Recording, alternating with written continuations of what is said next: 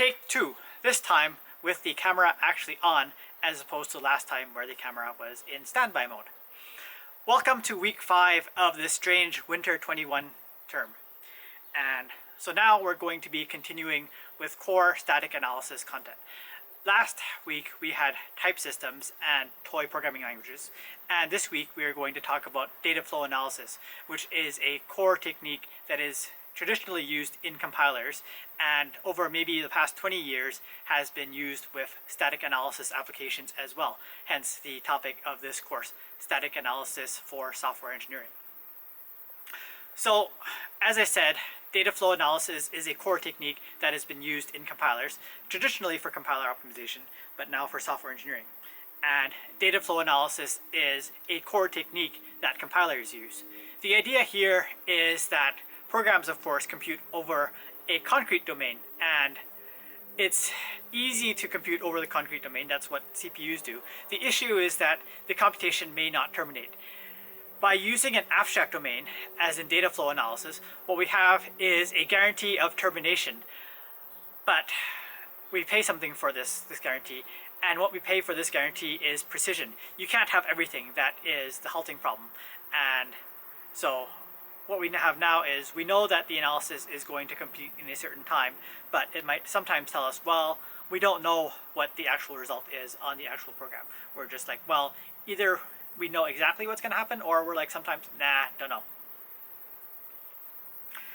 So one of the papers is the pipelining data flow analysis, is core techniques for data flow analysis, which work on any data flow analysis. It's not a specific technique, it's a tool for, it's a meta tool, a tool for tools.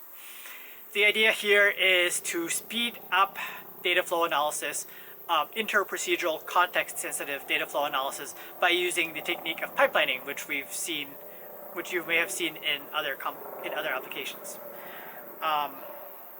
IFDS and IDE are fundamental techniques for interprocedural data flow analysis, and ICSE is a bit of a strange venue for this. You could imagine this paper in PLDI or UPSLA as well.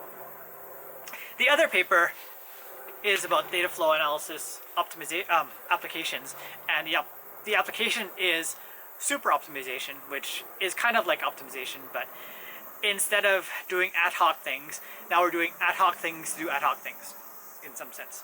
So superoptimization is a search through the space of optimizations to find the best possible optimization.